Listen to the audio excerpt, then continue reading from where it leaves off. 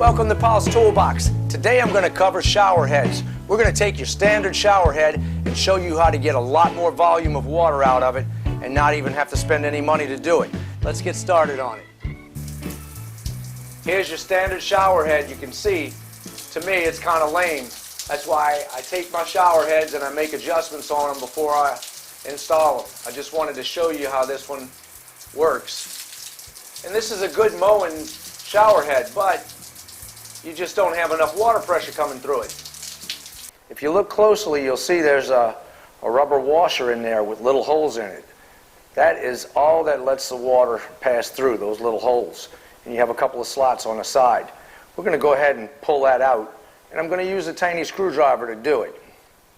You don't necessarily need a screwdriver. You can use anything with a little point on it, a piece of wire. You can use an O-ring hook that's made to take O-rings out, and you can just stick it in there and pull it. But I'm just going to take this and I'm going to put it down where one of the holes is on the edge, or where a slot is, and I'm going to peel it up. Now we have this little washer out. You see the little bitty holes in this? That's not going to let a lot of water through, and it goes right through these grooves a little bit too. That's why you don't have a really strong jet on there. If you look in here, you have a 9/64 size hole in there, and I'm going to drill that out and make it larger. I'm going to step it out. First, I'm going to start with 3/16, which is a little bit bigger, and then I'll just go up from there to the size that I want. All right, let's get it. I'm going to take my drill, and I'm just using my little cordless Milwaukee. I love this little thing. Now I'm going to take it and slowly drill a little hole in there, a little bit bigger. And there's a little bushing in there, so it just drills that out. It only took a second. And I'm going to go to the next size up.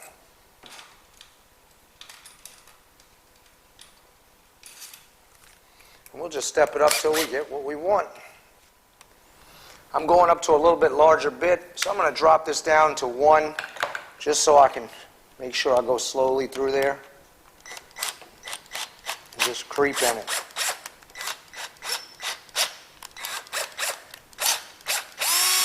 That way I have slow speed for it, and I don't push that thing with a giant bit through there. Knock all the shavings out, and we'll go up to our next step. This is 3/8. This is what I'm going to end with. And like I said, I have a slower speed on this one. You can feel it bite. This is just brass, so it goes through it really easily. When you feel it bite, you stop, back it up, and just walk through it. I got it in reverse right there just to ream it.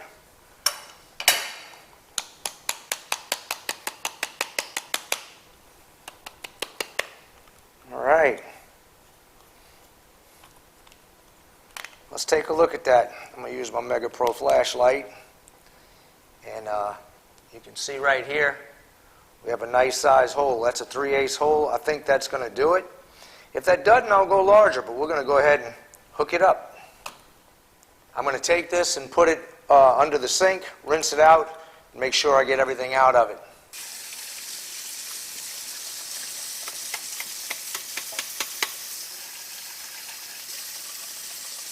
We're ready to roll with it.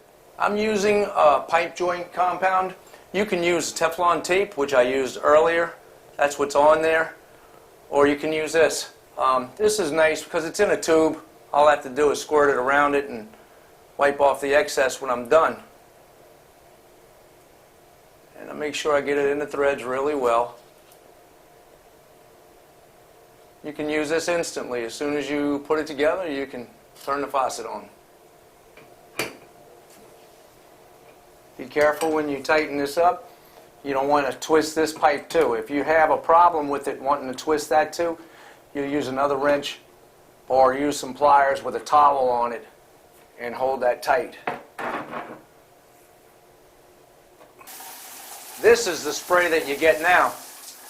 Look at the difference. You really get a good flow all the way around on this thing. It's not turning down. You open it all the way wide, Close it down and look, you get a really strong jet out of that. So that will heat up a lot faster, and it's already hot. Here's my other shower head. And on this one, it's made a little bit differently in the back, and I'm going to show you how I handled that. I drilled this out a long time ago. It works fantastic. I'm just going to clean it out right now, but I drilled these holes here a little bit larger than the holes that came with it. The holes that came with it were this size right here, and I used a 1/16 drill bit to come through here and drill these out. Now I'm just going to take that same bit and clean it up, because sometimes hard water gets in there and it'll clog them up just a little bit and keep the flow down. So we'll go ahead and ream these out, and then I'm going to show you how the other was done.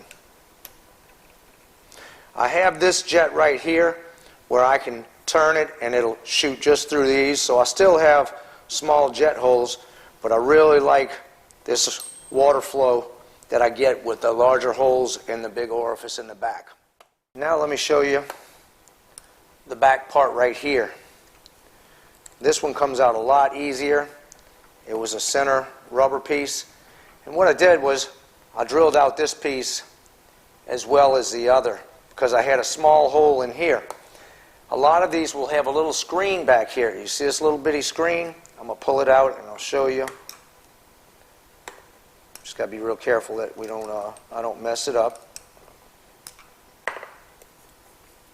There you go. You see that? That screen keeps debris that comes out of your water, because a lot of times your water will have little pieces in it. If they check the hydrants in your front yard, the fire department, if they flow water, it breaks loose little sedimentation, and sometimes it gets in your house. So right here, this little screen keeps that from happening. If your water is not flowing at all, or very, very little, that's probably your problem. You have these screens on your sinks, your faucets, and your shower heads. And like I said, that will get clogged up and restrict the water. Right here, I drilled out this hole the same way, and I went into a 3/8 hole on it. That matches the hole right here, and that just goes in. Oop. Almost forgot to put my screen in. You want to keep that screen in there if it comes with it, because it does protect it from getting junk in there that will clog this up more. So push that back in, and I'll show you how this one flows. All right.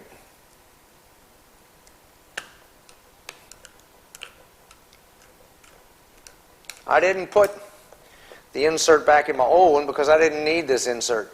This one I put back on because it holds the screen in place. That's why I added that one back in. Go ahead and put this on. All right.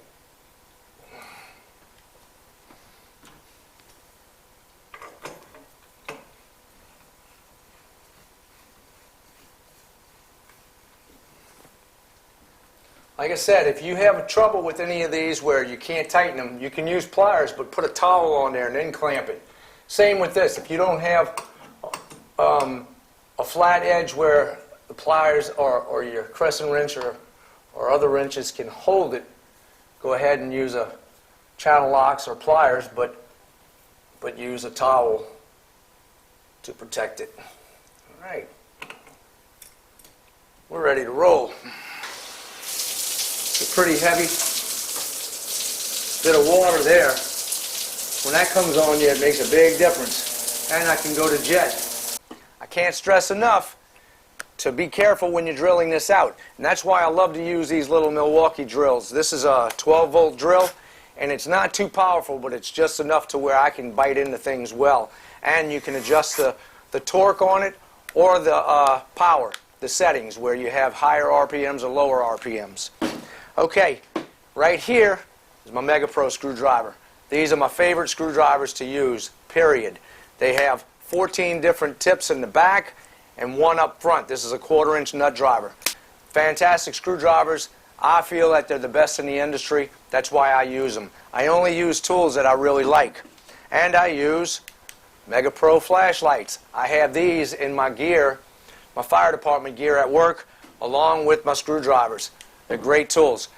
Don't forget to subscribe. Check out Paulstoolbox.com for all my archive videos. You can go back to all my videos on that site. And I will see you on the next project.